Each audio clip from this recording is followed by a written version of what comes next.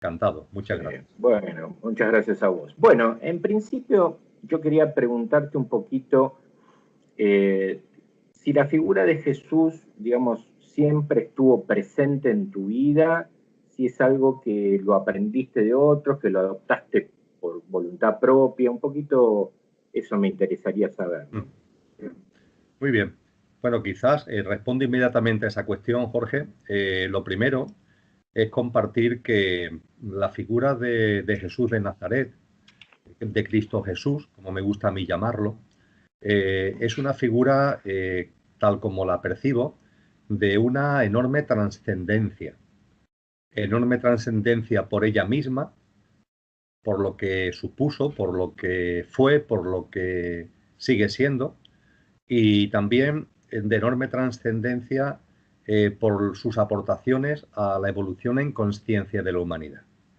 Yo voy a referirme a él en este encuentro contigo de una manera muy coloquial, como yo estoy convencido que él quiere que nos refiramos a él, a su obra, a su vida, a su mensaje, pero no quiero que quede ni mucho menos a un lado el hecho de que aunque nos refiramos a él de una manera coloquial, es una figura de una enorme trascendencia. Le ocurre como a esos grandes maestros que por su sencillez a veces hablamos de ello eh, quitándole incluso ese barniz de maestría. Pero claro, no es el caso. Es decir, vamos a hablar de forma coloquial, vamos a hablar de forma sencilla, pero en ningún momento esa coloquialidad, esa sencillez va a ir en detrimento del enorme respeto a lo que es su figura y al convencimiento de la enorme autoridad que tiene su mensaje espiritual, su mensaje moral y su mensaje de conciencia. Lo digo esto porque a veces, inevitablemente, en la conversación van a aparecer expresiones que pueden, de alguna forma, ¿no? Parecer que está desmereciendo esa importancia, esa trascendencia. En ningún modo es así. Lo que ocurre es que también la autoridad que su obra y su ser conlleva, pero también su sencillez, permite que nos expresamos de manera coloquial. Dicho esto, la figura de Jesús de Nazaret en mi vida tiene una gran importancia.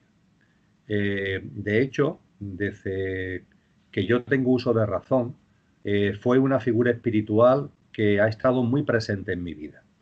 Yo recuerdo cuando yo tenía 12, 11, 13 años, cuando iba al colegio. Yo estudié en un colegio de padres claretianos y cuando iba al colegio, el colegio tenía un colegio muy grande de la ciudad. Lejos del colegio, en el recinto del colegio, una gran iglesia. Y al colegio se puede entrar directamente por alguna de sus puertas o a través de una de las puertas laterales de la capilla. Yo lo que hacía siempre, todas las mañanas, es irme un cuarto de hora antes y estaba en esa iglesia, compartiendo con Jesús ese cuarto de hora de inicio del día antes de ir a clase, antes de comenzar en sí la jornada docente. Yo era un crío, pero esto para mí era una necesidad. Ciertamente, conforme fue pasando el tiempo, yo creo que tuve en mi vida que llevar a cabo algunas de las cosas que no tienen que ver tanto con mi dharma, es decir, con lo que es mi propósito espiritual, mi propósito en conciencia de vida, sino que tiene que ver con mi karma, con cerrar círculos de cuestiones que vienen de vidas pasadas, y eso hizo que entrara por unos derroteros donde aunque la presencia de Jesús y el respeto hacia él siempre estuvo ahí, pero no tuvo esa significación que tuvo en mi época joven. Eso sí, ahora tengo 60 años, a partir de los 42, 43, la figura de Jesús volvió a aparecer nuevamente en mi vida y sigue estando ahí. Y para mí hay muchos maestros, lo que en la tradición oriental llaman mahatmas, maestros que han completado su evolución espiritual en el plano humano y que nos siguen acompañando. En esas tradiciones orientales se señalan algunos mahatmas que, por decirlo de alguna forma, puede ser que tengan una autoridad, un nivel incluso superior al de Jesús. No lo discuto, no quiero entrar en ese debate, pero lo que no cabe ningún tipo de duda es que para mí es mi maestro. Es la persona, el ser en el que confío, es el ser en el que deposito mis reflexiones y del que tengo respuesta cada vez que lo requiero. Bien, muy bien, muy bien.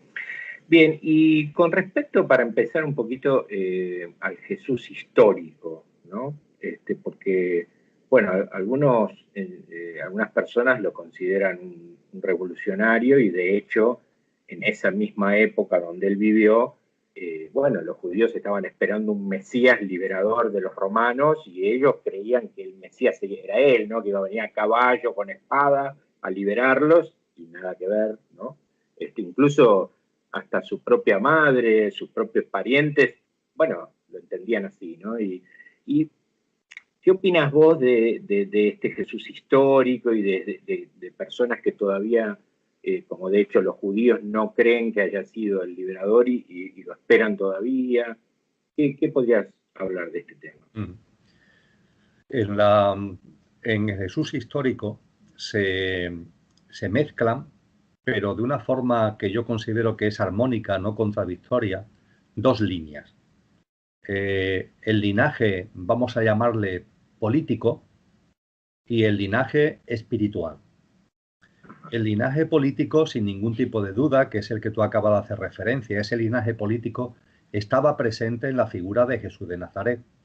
De hecho, los textos cristianos, el Nuevo Testamento, los evangelistas, se empeñan en hacer una descripción de la genealogía de Jesús de Nazaret para poner de manifiesto que entronca directamente con la dinastía de David. Claro. Y eso no es por casualidad. Esto tiene que ver precisamente para reafirmar, para poner de manifiesto que tiene una línea sucesoria directa con lo que fue el trono de Israel. Y que por tanto en Jesús de Nazaret confluían los derechos dinásticos como para ser el auténtico rey de Israel.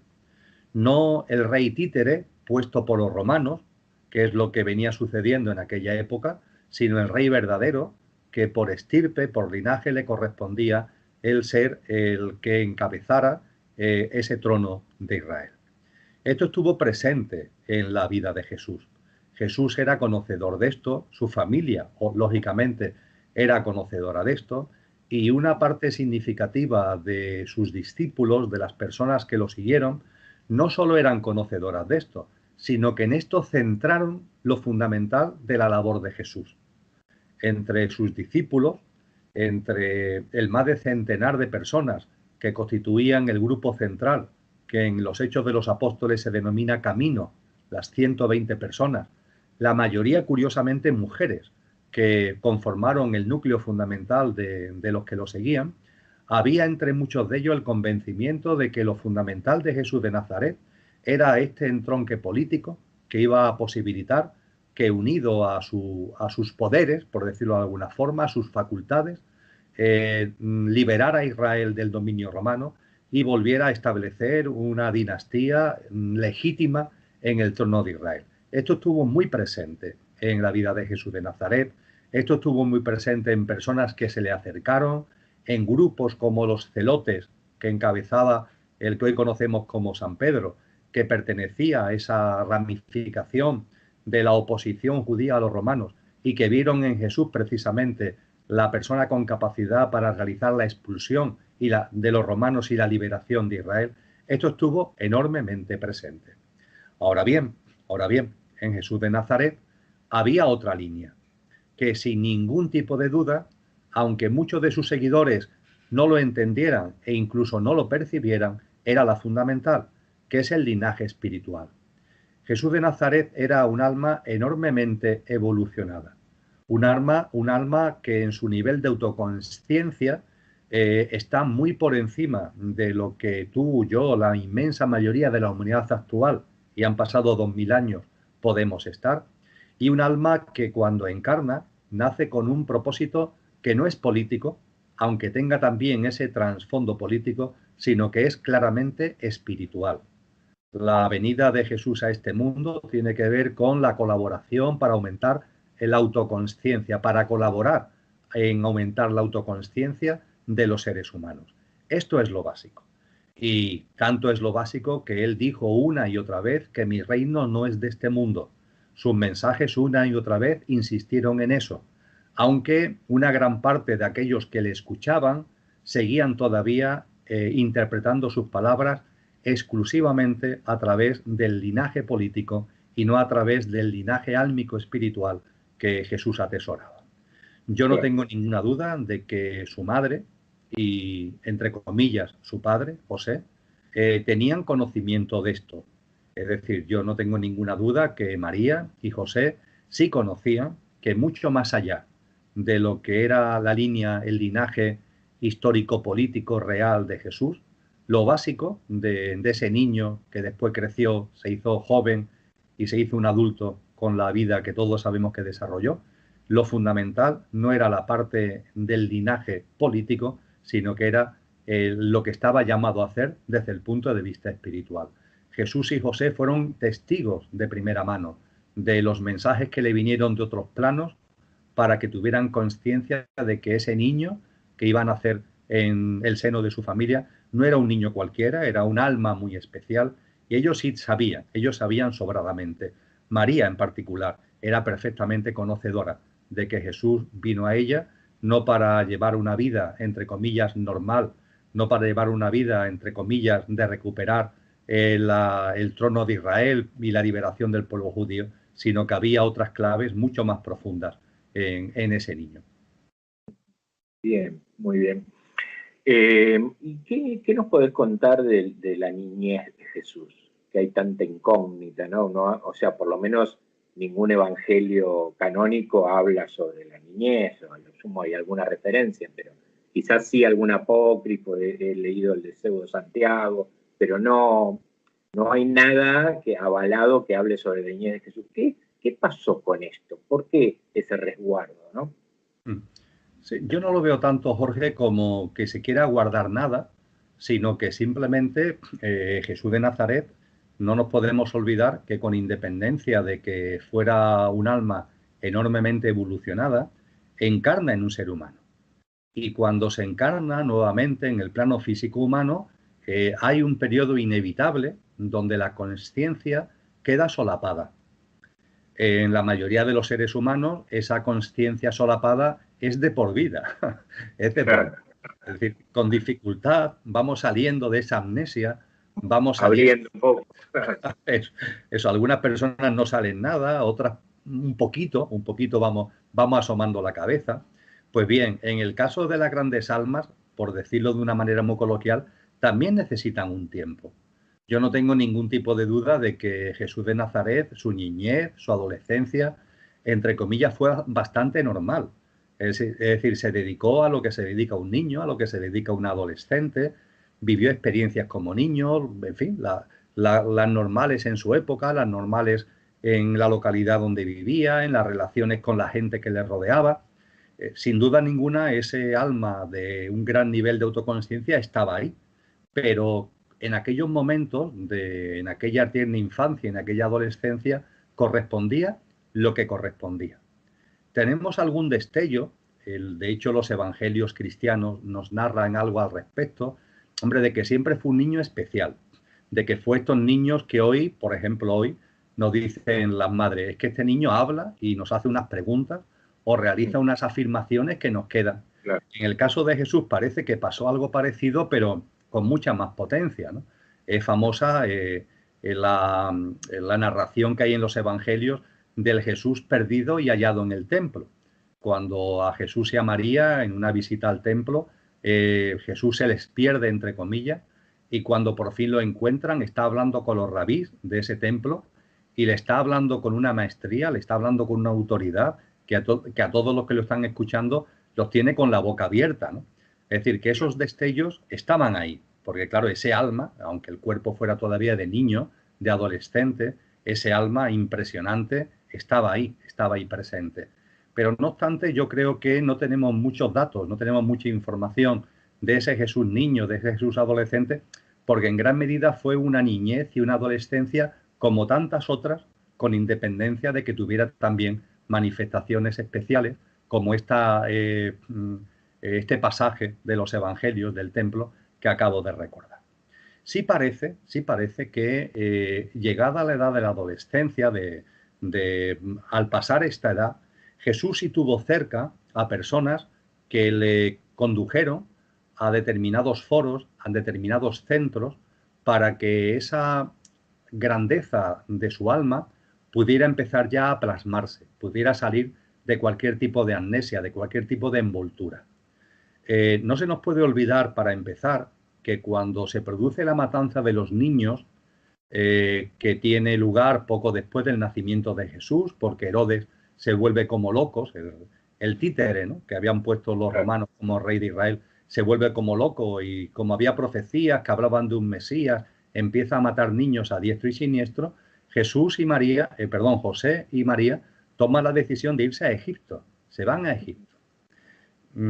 Creo que no hace falta decir mucho más. Egipto. No se van a algún otro territorio cercano, se van a Egipto, donde las tradiciones esotéricas, espirituales, místicas, venían teniendo desde hace mucho tiempo una enorme trascendencia. Es indudable que María y José, por las razones que fuesen, tenían contactos en Egipto. Si no, no te vas a Egipto, no te vas así por las buenas. Tengo entendido que tenían algunos parientes. Claro, tenían parientes, tenían contactos, y esos parientes, esos contactos no solamente se tuvieron en aquel momento, sino que se mantuvieron.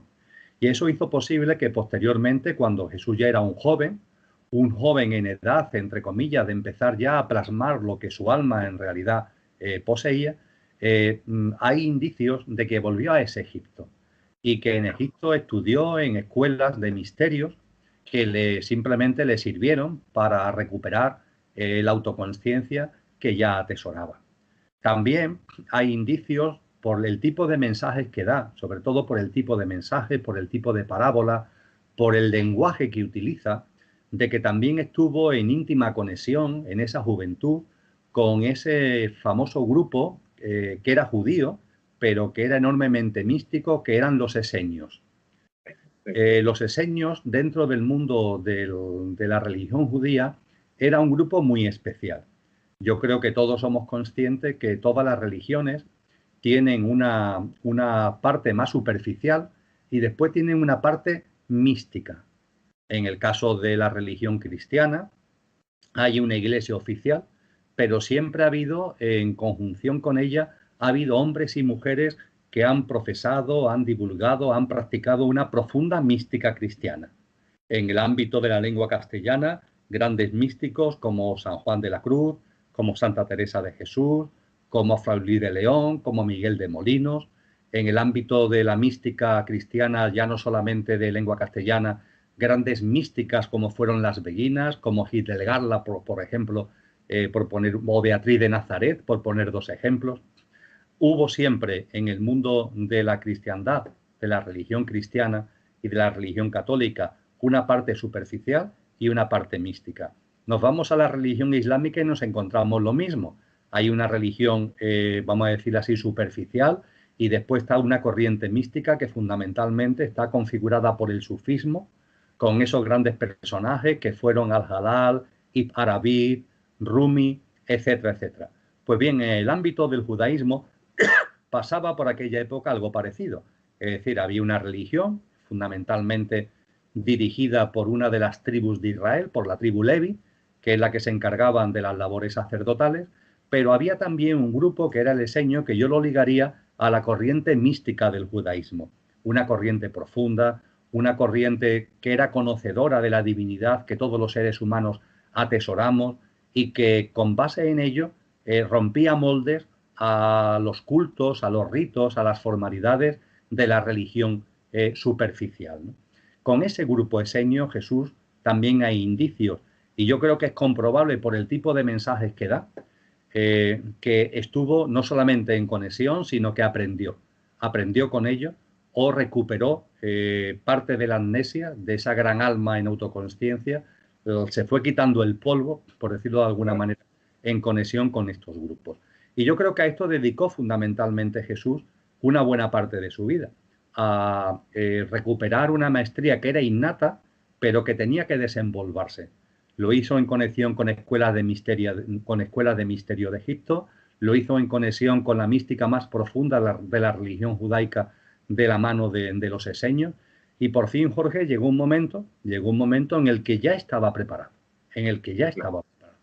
Ese momento en los evangelios cristianos se simboliza por su bautismo en el río Jordán. Es decir, cuando ese otro gran personaje, que es Juan el Bautista, que le llamamos nosotros, que también tuvo un nacimiento muy especial, porque hay que recordar que su madre, que era prima de María, lo tuvo en una edad donde ya no podía tener avanzada, claro. efectivamente, y sin embargo se quedó embarazada y tuvo, pocos meses antes del nacimiento de Jesús, tuvo a Juan, y Juan fue el adelantado. Es decir, Juan le correspondió, al alma encarnada en Juan, le correspondió ser el adelantado, el que iba preparando el terreno a la labor de Jesús de Nazaret. Y con ese bautismo en el río Jordán, Juan, por una parte, reconoce a Jesús como el auténtico maestro, le cede el testigo. No mucho después Juan muere asesinado, muere ejecutado y le cortan la cabeza, le cede el testigo, y esa voz que se escucha, ¿no?, que nos relatan los evangelios cristianos, donde se dice que es la voz del mismo Dios, la voz del Padre, hablando de que este es mi hijo muy amado, es una representación esotérica preciosa para reafirmar que Jesús ahí ya estaba preparado, ya estaba absolutamente en condiciones. Ese alma ya se había hecho plena en el cuerpo de Jesús de Nazaret y ya estaba en condiciones de empezar a llevar la vida pública que llevó durante 3 años, para que con su vida y con su obra marcara, en sus mensajes, en todo lo que nos transmitió, marcara algo que ha sido enormemente importante para la evolución de la humanidad. Sí, estoy muy de acuerdo y bueno, y creo que a posteriori de eso los esenios siguieron sorprendiéndonos con todo el material que se encontró de los rollos del Mar Muerto y un montón de cosas muy interesantes, ¿no? ¿Y vos qué crees de entonces que poco a poco fue siendo consciente de su divinidad? Digamos, no era consciente él de su divinidad. Pero su alma, el nivel de autoconsciencia, como cuando la tuya o la mía al nacer, es la que era. Eso sí, como te decía antes, cada vez que encarnamos en un cuerpo físico, esto de las reencarnaciones no es labor sencilla, no es labor sencilla. Volver otra vez a lo que yo llamo un coche, a un yo físico, mental y emocional, con la personalidad que va a ello asociado, eso no es un tema simple. Es verdad que las reencarnaciones tienen la ventaja de que a nuestra alma le ayudan a evolucionar con mucha rapidez, entre comillas, o debiera servirle para evolucionar en rapidez. Porque si viviéramos 10.000 años, por ejemplo, y solamente nos encarnáramos una vez, bueno, pues en 10.000 años tú puedes desarrollar muchas experiencias, pero es obvio que estarás encorsetado por una serie por un formato que no puedes cambiar. Por ejemplo, si has nacido como hombre, eres hombre; si has nacido como mujer, eres mujer. Tu familia es tu familia, no puede ser otra. La cultura es la cultura. Los países, las épocas. Sin embargo, con las reencarnaciones todo esto salta por los aires. Tenemos una gran libertad a la hora de cada nueva encarnación: hombre, mujer, épocas históricas, situación socioeconómica, tipo de familia. Y eso nos posibilita crecer mucho, nos posibilita elegir experiencias nuevas en cada encarnación, con un margen de maniobra que, si viviéramos muchos años pero en una única encarnación, no tendríamos. Con lo que la reencarnación, entre comillas, es una bendición para la evolución en autoconsciencia de nuestra alma. Pero ahora bien, cada vez que volvemos a encarnar, pues hay otra vez que volver al coche, hay otra vez que empezar el juego, entre comillas, y eso requiere simplemente un tiempo. Tanto es así que para muchos seres humanos ese tiempo es toda su vida, es decir, fallecen físicamente y no han terminado ni siquiera de volver otra vez a mínimamente darse cuenta de que no son el coche, sino el conductor que ha encarnado en ese coche para vivir las vivencias propias de la experiencia humana. Y en el caso de Jesús de Nazaret, esto fue un proceso, entre comillas, rápido, que le permitió que con 20 y tantos años, con 30 años, estuviera en plenas condiciones de vivir esas experiencias que, eso sí, los evangelios en general nos transmiten con tanto detalle.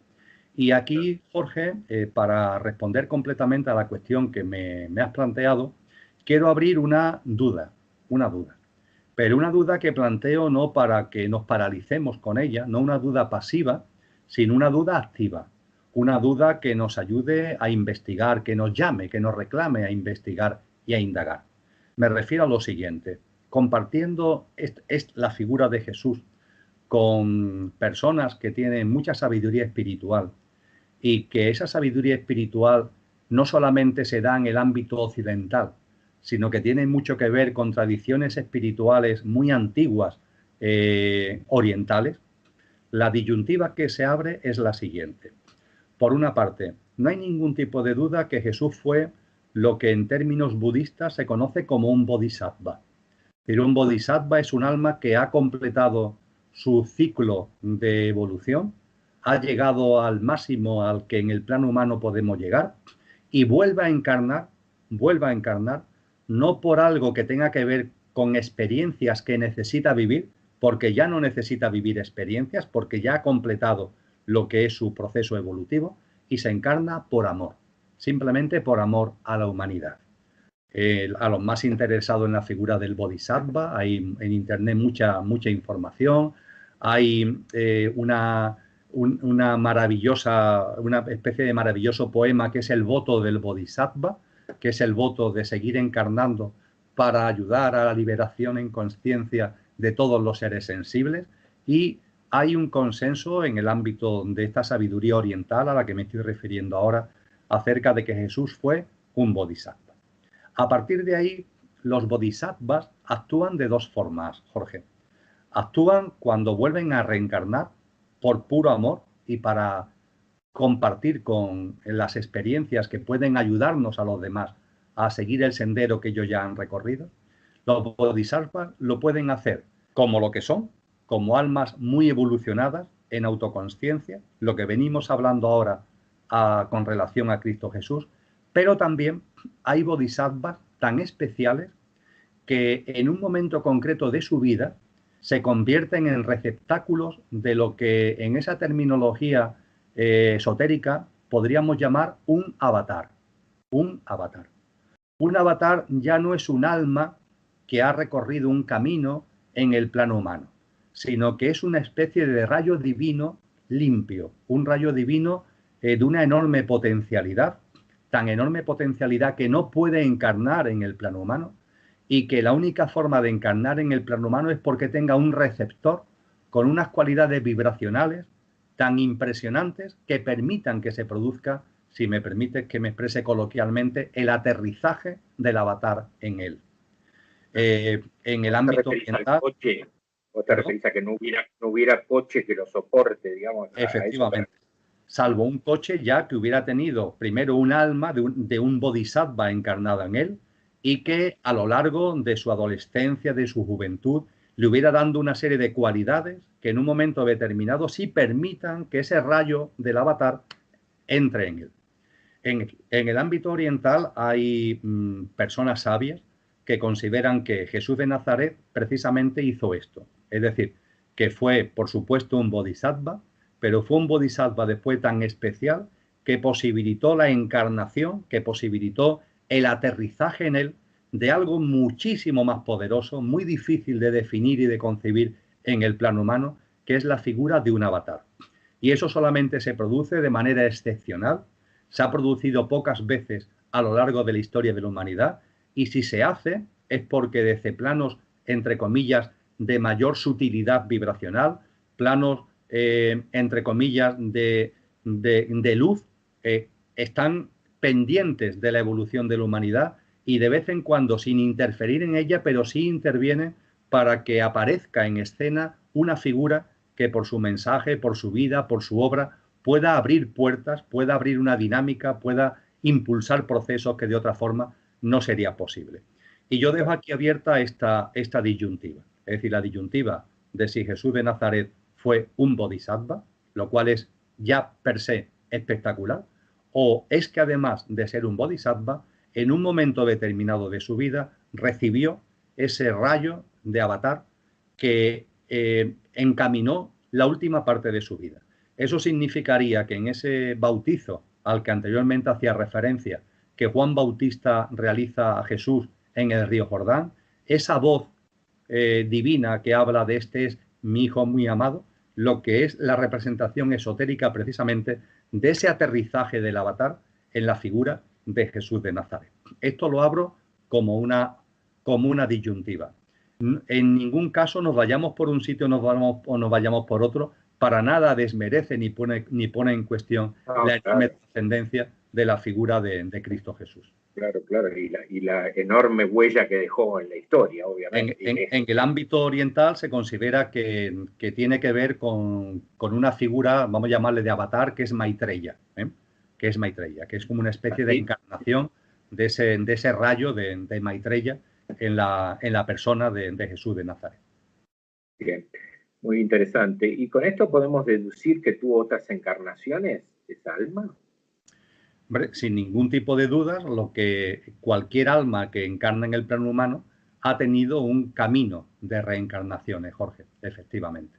Ese camino Bien, de reencarnaciones se puede hacer más largo, menos largo. Aquí estamos tú y yo, todavía encarnando y sin ni mucho menos aproximarnos a la figura de un bodhisattva, pero bueno, claro. es un camino que hay que hacer sin prisa, pero sin pausa. Hay ciclos en los procesos hay ciclos y esos ciclos también tienen su protagonismo, pero en fin, tú y yo estamos a tiempo, como todos los que Claro, estamos encarnados actualmente claro, en el plano humano. Pero efectivamente, claro. claro, la figura de Jesús de Nazaret, esa figura, esa dimensión álmica había tenido su recorrido en autoconsciencia en otras vidas. Ten en cuenta que al propio Jesús de Nazaret en los evangelios hay un momento determinado que directamente se le pregunta: ¿eres la encarnación de Elías? ¿Eres la encarnación de Moisés? Se le pregunta directamente en los propios evangelios. Claro, claro, claro. Bien, bien. ¿Y cuál crees que era entonces el propósito central de esta encarnación? ¿Cuál es el mensaje central, dado que tanto quizás los evangelios o quizás la iglesia, por distintos intereses, por distintas cosas, quizás se ha ido deformando un poco la cosa, ¿no? ¿Y cuál crees vos que ha sido el propósito central de esta encarnación, ¿no? Esto de mi reino no es de este mundo, esto que decíamos antes, ¿no? O sea, ¿cuál crees vos que es? Eh, si analizamos la historia de la humanidad, ha estado jalonada de la presencia de grandes instructores espirituales. Cada X tiempo, en, en distintos contextos geográficos y culturales, han aparecido esos instructores espirituales. Hablaba anteriormente de Mahatmas, de maestros. Si analizamos con un poquito de objetividad la historia de la humanidad, nos encontramos la presencia de estas figuras. Jesús de Nazaret fue una de estas figuras. Cuando realizamos una especie de estudio comparativo de su mensaje con el mensaje de otros maestros y de otras maestras, yo pondría la incidencia, pondría el acento en dos cosas. Antes de entrar en ella, es obvio que son circunstancias históricas distintas, circunstancias culturales distintas. Pongamos por caso, Platón fue un maestro, Buda fue un gran maestro, posiblemente en el ámbito de las almas que han llegado a su culmen en el plano humano. Estamos hablando en el caso de Siddhartha Gautama del mayor de los exponentes, es posible. Pero he citado a Siddhartha Gautama, a Platón, podría citar a Lao Tse, pongamos por caso, etcétera, etcétera. Son personajes fundamentales que actúan como instructores espirituales de la humanidad en su recorrido. Cuando con estos que he mencionado y otros que están ahí comparamos el mensaje de Jesús, el mensaje de Jesús incide fundamentalmente en dos cosas, que ya estaba, faltaría más, en los mensajes de los otros instructores espirituales, pero que Jesús coge como banderas fundamentales. Uno de ellos es un mensaje muy manido, la palabra está muy manida, pero sigue siendo fundamental, que es el amor. El amor. Y el otro es un término que hoy día, desde el punto de vista del catolicismo, está absolutamente mal interpretado, que es la palabra fe. La palabra fe. Jesús en su vida, Jesús en su obra, estuvo permanentemente dando un mensaje de amor, permanentemente. Estuvo dando permanentemente un mensaje de comprensión, un mensaje de tolerancia, un mensaje profundo de que nos demos cuenta que cada ser humano está en el estado de conciencia en el que está, que no emitamos juicios, que practiquemos la confianza en la vida. Ni un pelo de tu cabello se caerá si no es por la voluntad del Padre, qué manera más metafórica y bella de decir confía, confía en la vida, todo tiene un sentido profundo, todo tiene un porqué y un para qué. A partir de ahí acepta. No es resignación, que es lo que ha hecho a veces el catolicismo, no es resignación, es una aceptación que es fruto de esa confianza en la vida. Y el no juicio, esto constituye la tríada perfecta, la confianza, la aceptación y el no juicio. Este es el mensaje de amor, y un mensaje de amor que hace que esa tríada perfecta de la confianza, la aceptación y el no juicio derive en la acción.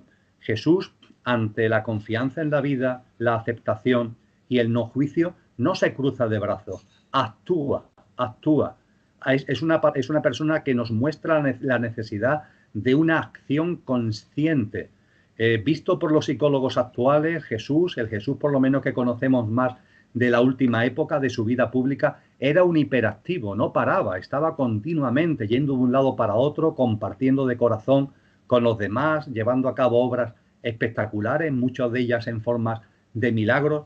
Y Jesús nos enseña, primero, esa tríada perfecta de la confianza, la aceptación y el no juicio, y cómo esa tríada perfecta que venía de las escuelas de misterio se vierte en la acción, en una acción consciente, en la acción que Buda, en el célebre noble óctuple camino, denomina la acción correcta, y que es una acción llena de amor, una acción que no se basa en que tú te cruces de brazo ante lo que ocurre, no, tú actúas, pero en la actuación no te contaminas de la vibración baja que puede haber en ese entorno. Ante el dolor, ante la violencia, actúas, no te quedas con los brazos cruzados. Ahora bien, lo haces desde un amor muy profundo, incluso al que está originando ese dolor, Ese mensaje de amor, ese mensaje de que hoy denominaríamos, aunque la palabra no engloba lo que el amor es, ese mensaje de perdón. Padre, perdónalos porque no saben lo que hacen. Una persona que lo están martirizando, torturando, crucificando. Es una comprensión amorosa de una profundidad tan tremenda que, claro, es muy fácil hablar de ello, pero hay que estar ahí. Tú ponte ahí. Tú ponte en esa situación donde injustamente te han apresado, te están torturando, martirizando, castigando, injuriando, crucificando, haciéndote pasar un sufrimiento enorme. A ver si de tu corazón de verdad sale, sinceramente, ese perdónalo porque no saben lo que hacen. Ese perdón no es suficiente para englobar ese amor. Esa palabra es más, es la palabra del amor genuino. El mensaje de Jesús es un mensaje de un amor inconmensurable, bestial. Los maestros anteriores, los instructores espirituales anteriores nos habían hablado de compasión, nos habían hablado de sabiduría, compasión. Evidentemente la sabiduría, compasión conlleva amor, pero ese amor es elevado exponencialmente en la obra, en los mensajes y en la vida de Jesús de Nazaret, Jorge, en la vida, porque esto no son ya palabras, esto es una cosa vivida, totalmente experienciada. Cuando Jesús por fin dice en crucificado, ¿no? Todo está cumplido, se refiere en gran medida a que este mensaje lo pudo llevar a sus últimas consecuencias. Ni siquiera en esa situación tan extrema, tan límite, donde las fuerzas tienen que faltar, donde todo tiene que pasar por tu cabeza y para cualquiera de nosotros sería cualquier cosa menos bonito, como decimos aquí. Sería cualquier cosa menos amorosa. Él, sin embargo, supo mantenerse, fue capaz de mantenerse en esa compasión, en esa comprensión, en ese amor. Efectivamente, todo estaba cumplido porque fue capaz de no desviarse ni un ápice de ese camino que era su camino, el mensaje del amor. Y junto con eso, Jorge, el mensaje de la fe. La fe es la práctica del amor. La palabra fe, cuando Jesús la utiliza en las primeras versiones de su apostolado, que las tenemos en griego clásico, después fueron traducidas al latín, la palabra que concreta es pistis. Pistis como transitivo o pisteo como verbo. San Jerónimo, cuando en el siglo IV traduce por primera vez la Biblia del griego al latín, es cuando, buscando un término que se le pueda parecer, busca el término fe, lo que conocemos como fe, que después, poco a poco, sobre todo en la Edad Media, va cogiendo unas connotaciones distintas a lo que es su mensaje original. Cuando nos vamos al mensaje original, cuando nos vamos a este pistis o a este pisteo, Lo que Jesús hablaba cuando decía él que si tuvierais la fe de un grano de mostaza, moveréis montaña, o que si tuvierais fe seríais capaces de hacer lo mismo que yo y mucho más, cuando Jesús utiliza con insistencia ese término de fe, que no había aparecido con tanta insistencia en ningún maestro anterior. La palabra griega es una palabra compleja porque tiene tres significados a la vez, tres significados en uno, tres en uno. Significa confianza, significa compromiso y significa perseverancia. Para mí este es el mensaje clave de acción de Jesús en nuestro sendero espiritual. Practica la confianza, el compromiso y la perseverancia. ¿La confianza en qué? En la vida. Hablábamos antes de ella. Confía en la vida. La vida es amorosa, la vida te abraza, la vida está llena de señales. En la vida no hay casualidades sino causalidades, todo son sincronías, todo tiene un sentido profundo. Las noches oscuras, los sapos tienen también un sentido profundo, no los rechaces, capta el mensaje que tienen para ti, todo tiene su porqué y su para qué. Confía en la vida. Junto con la confianza en la vida, el compromiso. ¿El compromiso con quién? Contigo. El compromiso contigo. El compromiso con lo que verdaderamente eres. Tú no eres el coche, tú no eres el yo físico, mental y emocional. Eso es tu vehículo pasajero. Tú realmente eres un ser divino, infinito y eterno. Saca a la luz ese compromiso contigo, ese amor a uno mismo del que hablaba Jesús y que es imprescindible para amar al prójimo. Ama al prójimo como a ti mismo. Ese a ti mismo no es algo egoico, es un compromiso de sacar lo mejor de ti al servicio de los demás. Ese compromiso es lo que se engloba también en el término que hoy denominamos fe. Y por fin perseverancia. Perseverancia en el sentido de que lo que somos vaya saliendo a la luz, de que ese ser divino, infinito y eterno vaya apareciendo y vaya siendo no solamente latente, sino patente, requiere una perseverancia. Sin prisa pero sin pausa. Hace falta una perseverancia, hace falta que el deseo interno profundo de que nos pongamos en escena desde lo que realmente somos no puede ser algo de una vez a la semana, no puede ser algo de que de vez en cuando escucho un vídeo, leo un libro. Tiene que estar en tu vida continuamente, desde que te levantas hasta que te acuestas. No se trata de que te obsesione, pero sí de que ese compromiso se base en una perseverancia. Y esto es, Jorge, lo que yo creo que son las grandes claves. El amor, con todo lo que ello conlleva, y esa confianza, compromiso, perseverancia, que son las herramientas fundamentales para andar en este plano humano y sacar de nosotros lo que realmente somos. Bien, sí, y yo estaba pensando mientras que vos hablabas que también creo que dentro con intención o no, creo que con intención, también sí ha habido algo que ha sido desmitificar de alguna manera ese Dios del Antiguo Testamento, ¿no? Ese Dios vengador, ese Dios castigador, porque él lo que plantea es una cosa que nada que ver con eso, ¿no? Así que bueno, creo que eso de alguna manera lo ha mostrado, ¿no? Sí, con base en el amor del que antes hablábamos, la percepción de la divinidad que nos transmite Jesús es la del Padre. Claro. Es la del Padre. No es la de un juez, no es la de un castigador, es la del Padre, con lo que significa un Padre. Y además un Padre que no es exterior. Es decir, que siendo exterior, porque es el origen de cuanto es, también está en cada uno de nosotros. Y por eso precisamente Jesús de Nazaret dice eso, que a muchos cristianos todavía desconcierta, de que el Padre y yo somos uno. El Padre y yo somos uno. Claro, eso lo puede decir cualquier ser humano. Jesús de Nazaret lo dijo con legitimidad, porque no solamente lo percibió, sino que lo vivió así. Lo que hizo fue vivir en coherencia, en consciencia y en consistencia con la divinidad profunda que todos atesoramos.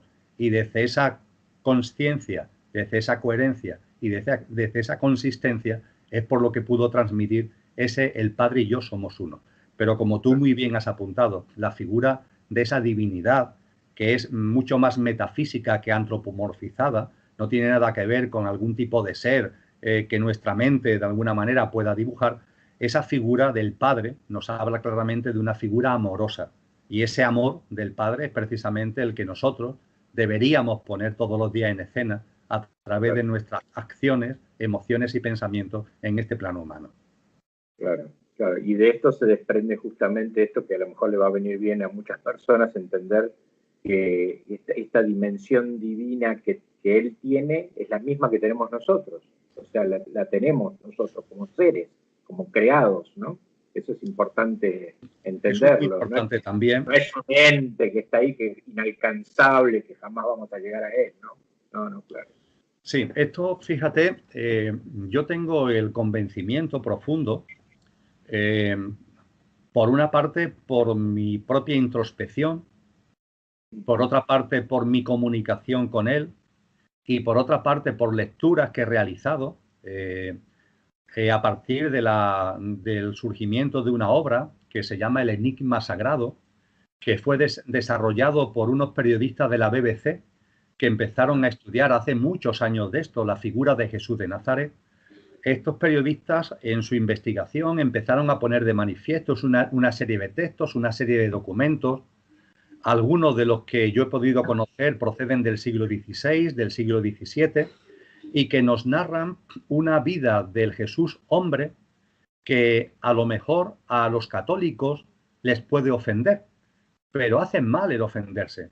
Me refiero al hecho de que por esas bases documentales, por esas informaciones, Jesús estuvo casado.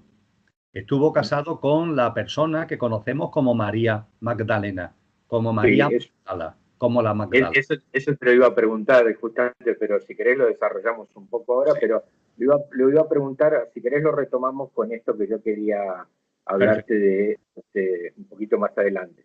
Muy bien. Así lo cerramos bien el tema, ¿no? Muy bien. Pues entonces déjame, Jorge, que lo dejemos ahí abierto, pero cuando se habla de que eso, de que estuvo casado, de que tuvo hijos, la posibilidad incluso, que lo podemos comentar si a ti te parece oportuno, la posibilidad incluso de que a lo mejor no muere en la cruz. Cuando se habla de cosas como estas y de que pudo terminar sus días en el sur de Francia, cuando se habla de cosas como estas, o cuando se hace referencia a de que fue un ser humano y de que antes de que se le prendiera, antes de que se le arrestara para empezar el proceso de martirio y el proceso de crucifixión, sudó sangre y le dijo al Padre, a su divinidad más íntima: Padre, es posible que pase este cáliz. Cuando este tipo de cosas se ponen de manifiesto, no estamos bajo ningún concepto ninguneando, menospreciando, minorando la presencia, la importancia de Jesús de Nazaret. La estamos engrandeciendo, porque estamos hablando de él como un ser humano, por supuesto como un ser álmico y espiritual, como tú o como yo, en su caso de una enorme autoconsciencia, pero que estuvo encarnado en un ser humano. Y esto es enormemente importante porque Jesús no fue un alienígena, no fue un extraterrestre. Si hubiera sido un extraterrestre, ni a ti ni a mí no serviría de nada. ¿De qué me va a servir a mí?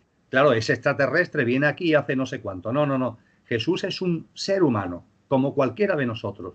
Y por tanto, lo que él hace, lo que él enseña, lo que él muestra, es el camino, porque es perfectamente viable, posible, factible para nosotros. En el ámbito, además, de lo que Sheldrake y otros grandes autores han denominado los campos mórficos y morfogenéticos, la aportación de Jesús es fundamental, porque él abrió una puerta. Él, al sacar de sí lo que todos tenemos, pero que no lo sacamos, pero él sí lo sacó, abrió esa puerta. Y esa puerta ya está abierta para todos nosotros en el contexto mórfico, morfogenético de la humanidad. De tal forma que cuando algunos de nosotros lleguemos a ese punto, la puerta no va a estar cerrada, porque ya alguien la ha abierto. Entonces, la presencia de Jesús de Nazaret como un ser humano, con todo lo que ser humano conlleva, es fundamental. Y cuando hablamos de rasgos de la vida de Jesús que tienen que ver con su humanidad, no lo estamos menospreciando, al contrario, estamos poniendo en verdadero valor la gran obra que ha realizado por todos nosotros. Claro, y está muy bien. Y yendo justamente a esto que ahora te voy a pedir que amplíes de los campos morfogenéticos, para la persona que nunca ha escuchado de esto, pero sí entonces podemos deducir que si él no hubiera tenido una dimensión humana, no hubiera sido lo mismo. Si él hubiese sido un extraterrestre, hubiera servido para esos extraterrestres, la apertura de esa puerta, no para nosotros, ¿no? Es esto, ¿no? Es esto, exactamente, Jorge. Esa es la grandeza de Jesús. Lo de los campos mórficos es muy simple de entenderse. En el mundo, en la naturaleza, lo tenemos muy estudiado. Se sabe que cuando en alguna especie, un miembro de esa especie lleva a cabo algo, ese algo se facilita para el resto. Es decir, por ejemplo, cuando se empezaron a colocar alambres, alambradas en los campos, que fue en Estados Unidos, los caballos no sabían lo que eran esas alambradas y por tanto cuando iban trotando por los campos se daban contra las alambradas, se herían y en muchos casos había que sacrificarlo. El caballo no detectaba lo que una alambrada es, no sabía si era una planta que al pasar a trote se iba a vencer ante su paso, no tenía ni idea de lo que es. Cuenta la historia que después hubo una proliferación de alambradas en Argentina y que en Argentina ya hubo caballos que de manera instintiva saltaban por encima de esas alambradas. Y cuando las alambradas empezaron a colocar en Europa, ningún caballo tuvo que ser sacrificado, todos saltaban las alambradas. ¿Qué ocurre? ¿Que tenían un teléfono los caballos para avisarse entre sí? No, hay unos campos de conexión que están muy estudiados actualmente en los bosques de secoya que hay en algunos puntos de Estados Unidos, y los secoyas son árboles, son grandes árboles, árboles ancianos, y se sabe que entre las especies hay una comunicación, hay una red de comunicación a lo que hace referencia a los campos mórficos y morfogenéticos. En la humanidad también existe esa red, de modo y manera que cuando un ser humano da un paso, ese paso lo estamos dando sin saberlo, lo estamos dando todo, o se está facilitando al resto. En algunos descubrimientos científicos, en algunos inventos, se da la circunstancia de que hay muchos investigadores que están a punto de dar con él. Y cuando uno lo da, abre la puerta, los 4 o 5 que están casi en la puerta rápidamente pasan. Y eso ha producido que en la historia de la humanidad a veces haya dudas de quién fue el inventor. Por ejemplo, en la radio, que si Marconi, que si Tesla, hay 5 que yo sepa, 5 figuras que se disputan legítimamente ser inventor de la radio. Fue uno, pero claro, los otros 4 estaban en las puertas. Cuando uno abrió esa puerta, los otros 4 que estaban casi en la puerta pasaron también. Y lo mismo lo inventó sin saber que en otro punto, porque estamos hablando de principios del siglo XX, que en otro punto del planeta alguien ya lo había inventado antes. A esto se hace referencia a los campos morfogenéticos y claro, la puerta que abre Jesús de Nazaret no es la de un descubrimiento científico, es una puerta de un sendero espiritual que tiene que ver con sacar de nosotros nuestra auténtica naturaleza divina y ponerla en práctica. Claro, claro, muy bien, muy interesante. Yendo para dar causa a esto que hablábamos de María Magdalena, de Francia, esto que nombraste, en tu libro Los Códigos Ocultos comentás que existía en la época de Jesús una práctica que se llevaba a cabo por medio de una ingesta de sustancias que producían un estado. ¿Qué nos puedes contar de esto? Se hablaba hace un rato de una disyuntiva que se nos plantea como el Jesús Bodhisattva o el Jesús Bodhisattva que además es receptor de un avatar. Pues bien, esto que voy a comentar ahora es otra disyuntiva que abro y no para que nos paralicemos, sino una duda activa, no pasiva, sino activa. La historia que nos ha llegado es la muerte de Jesús en la cruz. No obstante, Jorge, de la misma forma que hacía referencia antes a obras como el Enigma Sagrado, con todas las fuentes de las que esa obra bebe, fuentes que yo utilicé en el libro Los Códigos Ocultos a las que tú has hecho referencia. Cuando se estudian ese tipo de aportaciones, aparece la duda. ¿Realmente Jesús murió en la cruz? Se conoce, lo hemos hablado de ya, que Jesús estuvo en contacto con el Antiguo Egipto. Conocemos igualmente, esto es algo conocido, de que en el Antiguo Egipto, en el ámbito del linaje de los faraones y de los grandes sacerdotes, había una práctica que consistía en tomar una sustancia que al que la ingería parecía estar muerto durante 3 días. Y cuando volvían otra vez a la vida, esa experiencia de 3 días como muerto era una práctica iniciática. Volvían con mayor conciencia todavía de la que podían tener anteriormente.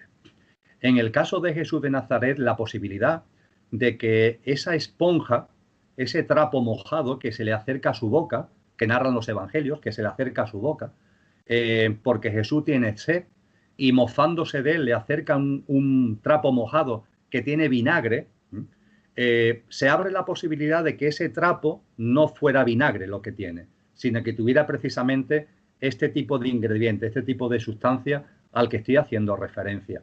Igualmente, esto podría refrendarse en el hecho de que narran los evangelios de que en el escenario de la crucifixión aparece Nicodemo. Nicodemo era un rabí judío que había tenido una relación de Jesús con Jesús al que consideraba su maestro, y dicen los evangelios que Nicodemo aparece en la escena de la crucifixión con 100 libras de mirra. 100 libras de mirra es una cantidad enorme de mirra. Incluso con la cuantificación de aquella época es una cantidad enorme de mirra. Y la mirra es fundamentalmente, en aquellos momentos era el gran desinfectante. Con lo que eso se lleva allí no para cubrir un cuerpo muerto, sino para curar heridas de un cuerpo que no está muerto. Si no, la mirra sería un desperdicio. Es un desinfectante. Ayuda a recuperarse de heridas muy graves. Y se narra en los evangelios la aparición de ese amigo de Jesús, Nicodemo, con esas 100 libras de mirra. Después se sabe que José de Arimatea tuvo un gran empeño, hasta el punto de que habló directamente con Pilatos, para que a Jesús lo bajaran de la cruz cuanto antes. Normalmente el crucificado se quedaba días en la cruz. Ahí, con la excusa, entre comillas, de que al día siguiente era sábado, el día sagrado de los judíos, José de Arimatea, que era un rico hombre, era un hombre poderoso de la época, influye en Pilatos para que le autorice a bajar el cuerpo. Y ese cuerpo, cuando se le baja, no se le lleva a cualquier sitio, sino que se le mete en un recinto cerrado donde pueda ser atendido, donde pueda ser, por ejemplo, ungido con esa mirra a la que he hecho referencia, donde pueda ser curado, y el tiempo en el que ese cuerpo está como muerto son esos 3 días que también aparece en esas tradiciones egipcias a las que he hecho referencia. Y a partir de ahí hay una tradición fuerte que está ubicada fundamentalmente en el sur de Francia, que viene del tiempo de los albigenses, del temple, de los cátaros, y que hace mención a que Jesús de Nazaret estuvo, no solamente María Magdalena, que por supuesto, no solamente los descendientes de Jesús, que por supuesto, que una vez que Jesús de Nazaret ya muere, para evitar la persecución, ellos se van a una colonia judía muy importante que había en el sur de Francia en aquella época. Y en esa tradición no solamente, en esa tradición oral, no solamente se habla de la presencia de María Magdalena y de los hijos de Jesús, sino que se habla también del propio Jesús, hasta el punto de que algunas obras hacen referencia a que está enterrado en el Monte Cardús, como lugar de enterramiento del cuerpo de Jesús. Se habla de que vivió 10 años en el sur de Francia, aunque María Magdalena, que fue la primera papisa, por decirlo de alguna forma, la primera persona que cogió realmente su mensaje y se encargó de divulgarlo, vivió 40 años. Jesús 10 y María Magdalena fue 40 el tiempo que estuvo realizando el apostolado. Bueno, nada, esto en cualquier caso desmerece para nada la figura de Jesús, Jorge. No, para nada, sí. Y, digamos, el objetivo de la toma de esta sustancia era por un tema de la conciencia, básicamente. No, en su caso era para librarlo de la muerte, Jorge. Permíteme que lo diga así, era un complot urdido por sus amigos para evitar su muerte. Lo bajan de la cruz, los romanos y la jerarquía judía creen que han fallecido cuando realmente no ha fallecido. Parece que ha fallecido, pero no ha fallecido. Ciertamente, como consecuencia del martirio y de la crucifixión, Jesús quedó muy tocado. En esa tradición a la que te hago referencia, nos habla de que, aunque las heridas, entre comillas, con el tiempo se curarán, pero las secuelas de ese martirio y de esa crucifixión siempre las tuvo en su vida. De hecho, no vivió mucho más tiempo. Estamos hablando de que murió no con 33, sino con 43 años. Es decir, murió, no era joven para aquella época, pero tampoco era excesivamente mayor, ¿no? Entonces, la finalidad fue librarlo de la muerte, librarlo del fallecimiento en la cruz. Esa fue la finalidad. Claro. Y este hecho que estamos nombrando de la sustancia, ¿sería lo mismo que sucedió con Lázaro, con el cuñado de Es exactamente igual, Jorge. Además, algunas de estas fuentes dicen que Lázaro, que algunos ligan con San Juan, con el evangelista, creen que Lázaro fue San Juan, y que la Marta y la María de los textos evangélicos, la María precisamente es María Magdalena, que era por tanto hermana de Lázaro.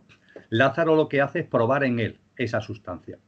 Y que cuando Lázaro muere, entre comillas, a Jesús lo avisan y le dicen que su amigo Lázaro ha fallecido.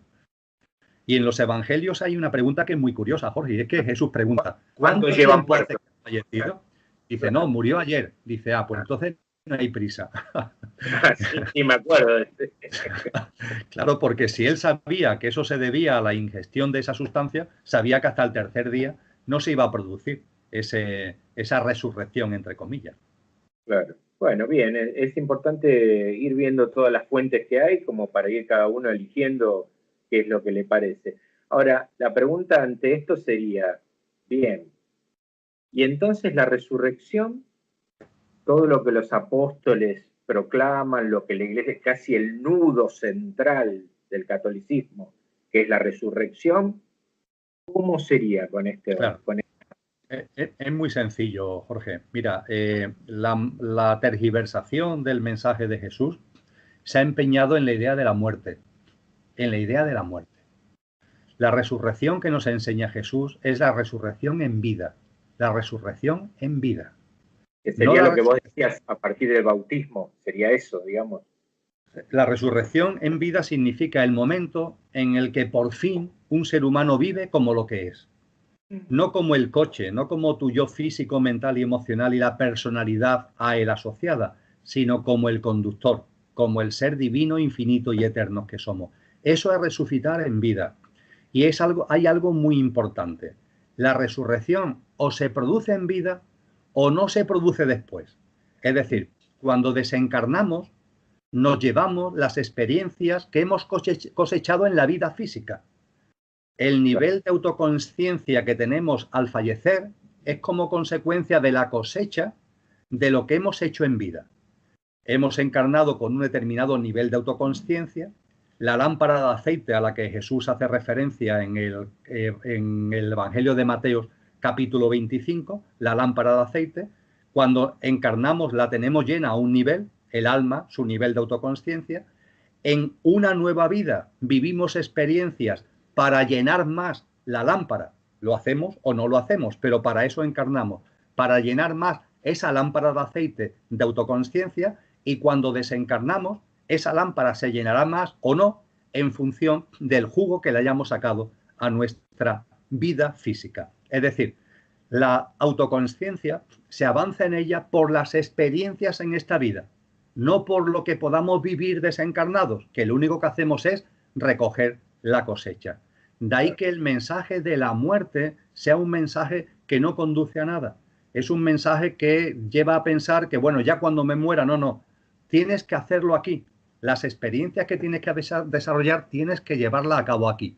Y en ese camino de autoconsciencia será en esta vida cuando en un momento concreto se produzca esa resurrección en vida. Y la resurrección en vida, vuelvo a decirlo, es el momento en el que dejas de vivir como lo que no eres, porque es algo efímero, y ese vehículo efímero queda plenamente al servicio de lo que realmente eres, tu dimensión puramente divina. Esa es la resurrección en vida de la que nos habla Jesús. Esa es la resurrección en vida que tiene que ver con ese bautismo de Juan en el río Jordán al que hemos hecho referencia. Jesús ahí había resucitado ya en vida, había ya sacado de sí todo lo que todos somos, pero él fue capaz de hacerlo, y Juan el Bautista eso lo pone de manifiesto y por eso se le bautiza, porque es un nacido.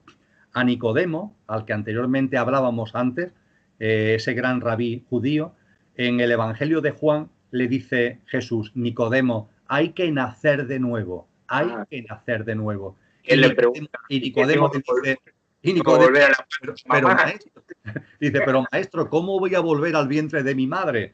Y le dice Jesús, Nicodemo, tú eres rabí y no sabes de lo que te estoy hablando.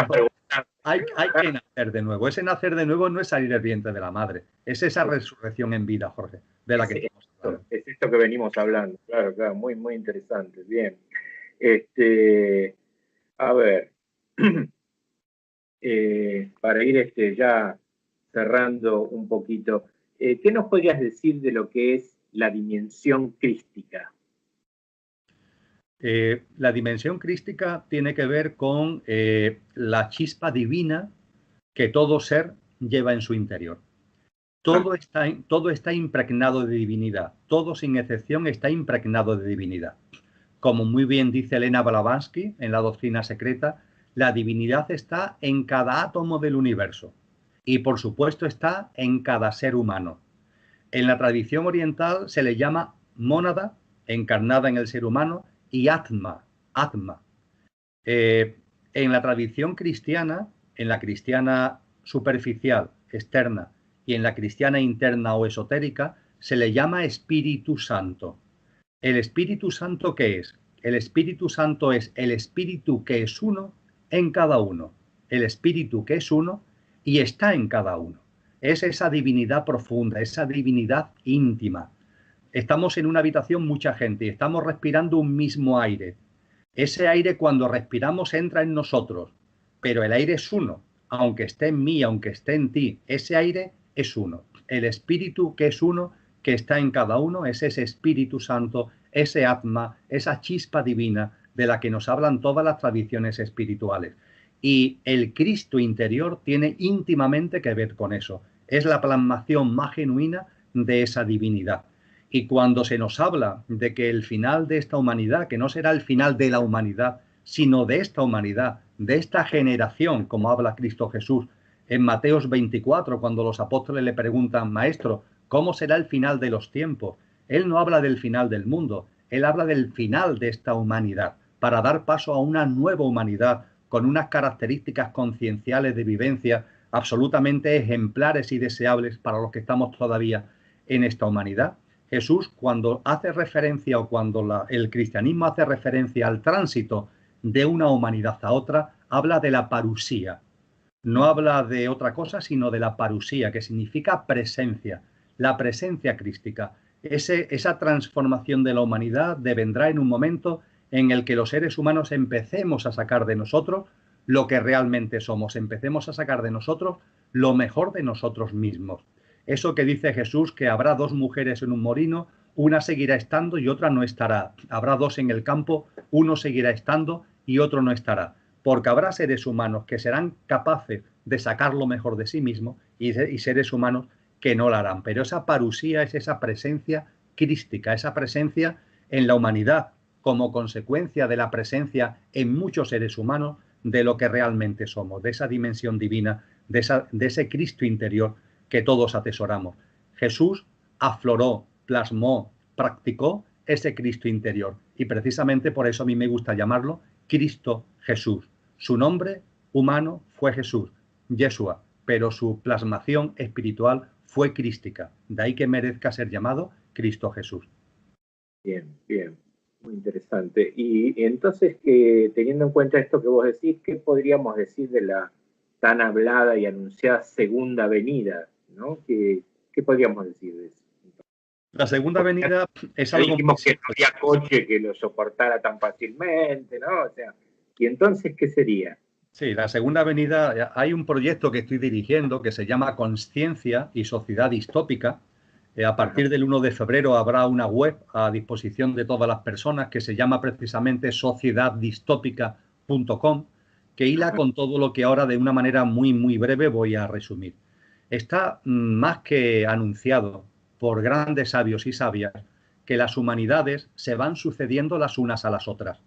Es como si la humanidad en su proceso de evolución consciencial reencarnara. No solamente tu alma, no solamente la mía, sino una especie de alma humana va reencarnando y va dando lugar a sucesivas humanidades. Esta humanidad, ha habido humanidades anteriores, Atlántida, Lemuria, la Hiperbórea, ha habido 4 antes que la nuestra. Y esta humanidad le sucederá otra humanidad. Pues bien, en el tránsito de esta humanidad a la otra, en ese capítulo 24 de Mateos, Jesús nos dice con toda claridad que ese tránsito vendrá precedido, primero, de unos tiempos que podemos denominar tiempos de desolación, que son los males que la humanidad siempre ha tenido, pero incrementados en intensidad. Los males que la humanidad siempre ha tenido, pero incrementados en intensidad. A esos tiempos de la desolación lo sucederán, vendrán después los tiempos de la gran tribulación. La gran tribulación es los males de siempre, pero con una intensidad que nunca antes ha habido, a los que se le une, esta es la seña de identidad de la gran tribulación, otros males que la humanidad nunca antes había conocido ni nunca más volverá a conocer. Los males de siempre sabemos cuáles son: el hambre, la injusticia, las guerras, etcétera, etcétera. Los males nuevos que pueden estar actualmente en el mundo: la manipulación genética, el tratamiento y almacenamiento y tratamiento masivo de la información a través de las nuevas tecnologías para alienar y para controlar más al ser humano. Y por fin, después de los tiempos de la desolación y de la gran tribulación, el triunfo del anticristo. Es un poder global, es un poder que abarca todo el planeta con unas características, unas señas de identidad egoicas, egocéntricas, y son tiempos, anuncian estas tradiciones espirituales, entre ellas la cristiana, pero no solamente la cristiana, es la hora del mundo islámico, está también en las tradiciones budistas, en las tradiciones hinduistas. Esos serán momentos de enorme crudeza, hasta el punto que dice Cristo Jesús que los tiempos serán acortados, que serán tan duros que serán acortados. Pero lo cierto es que esos tiempos tienen un porqué y un para qué, no son casuales, tienen un sentido profundo. Y el sentido profundo es que a cada ser humano nos va a poner en una diatriba. Ante eso que está aconteciendo, o sacaremos lo peor de nosotros mismos o sacaremos lo mejor de nosotros mismos, Jorge. De hecho, ya está empezando a pasar. Ante las cosas que van aconteciendo, yo me salvo a mí mismo y allá los demás, o no. Yo tiendo mi mano y aquí estoy apoyando a los demás en la medida de mis posibilidades. Ante esas circunstancias crudas, truculentas, de depravación que se pueden vivir, el sacar lo mejor de nosotros mismos o el sacar lo peor. Aquellos que saquen lo mejor de ellos mismos estarán aportando su grano de arena a esa presencia crística, a esa parusía a la que hacíamos referencia hace unos minutos. Será así como esta humanidad termine y nazca una nueva humanidad donde las almas que en ella encarnen van a tener la oportunidad ya de vivir en coherencia con unos niveles de conciencia desconocidos para esta humanidad. Claro, claro. Bueno, y somos hijos del rigor, ¿no? Evidentemente, y las cosas de uno aparecen cuando, bueno, cuanto más adverso se pone el camino, van apareciendo cosas. Entonces, sí, pero que esa adversidad es como el fenómeno de la rana hervida. Es decir, una rana está en agüita y la vas calentando poco a poco el agua y muere hervida. En cambio, si el agua se pone a hervir rápidamente, la rana salta y se da cuenta y salta, ¿no? En las tradiciones de América Latina, como las mayas, se nos hablan de unos tiempos que serán la sala de los espejos. Fíjate qué nombre más bonito. La sala de los espejos es donde tú te empiezas a dar cuenta de todo lo que hay en tu entorno. Ya no estamos dando cuenta del control, del dominio, de la manipulación que una élite lleva a cabo, de la acumulación, etcétera, y te verás a ti mismo. Cuando hay circunstancias que te hacen sacar a la luz lo peor o lo mejor, ahí no hay autoengaños, ahí te estás viendo a ti mismo. Esa es la sala de los espejos de la que hablaban, por ejemplo, los antiguos mayas. Claro, claro. Bueno, muy, muy interesante. Sé que tenés un blog, si querés comentar brevemente para que la gente pueda verlo. Sí, vamos, el blog tiene como denominación El cielo en la tierra. En cualquier buscador, como por ejemplo Google, poniendo El cielo en la tierra, se accede fácilmente a él. Es un blog que tiene cerca de 6 millones de visitas y diariamente publico algunas cosas que tienen que ver con aportaciones personales, vídeos, escritos, pero también con otra serie de documentos y aportaciones que me llegan a través de otras personas. Muy bien. Bueno, como para que la gente sepa que ese espacio existe. Bueno, si te parece, no sé si querés agregar algo más en cuanto al tema que estábamos tratando, si nos quedamos con algo en el tintero. No, creo que hemos hecho un buen repaso y lo que te estoy muy agradecido, Jorge, por esta oportunidad, porque hacía tiempo que no hablaba con tanta intensidad de la figura de Jesús de Nazaret. Es más, estoy haciendo memoria y creo que nunca he hablado tanto de Jesús de Nazaret de manera pública. He escrito mucho, pero de manera pública jamás. En un vídeo jamás he hablado tanto, así que claro, te lo agradezco mucho. Bueno, no, gracias a vos y la intención era esta, justamente de mostrar, ¿no? De mostrar a las personas que escuchan el canal o a quien lo vea un montón de cosas más y de elementos más que ayudan a justamente esto, elevar el nivel de conciencia, que es mi objetivo entre otras cosas, ¿no? Así que bueno, yo te agradezco mucho y vamos a seguir nosotros ahora por privado, pero te despido y gracias, gracias. Y si te parece, quedamos para un próximo encuentro. A mí me gustaría hablar sobre la reencarnación cuando podamos y así iremos llevando adelante distintos temas que le interesan a las personas. Así que muchas gracias, Emilio. Será un placer, Jorge. Muchísimas gracias a ti y a todas las personas que nos siguen. Gracias.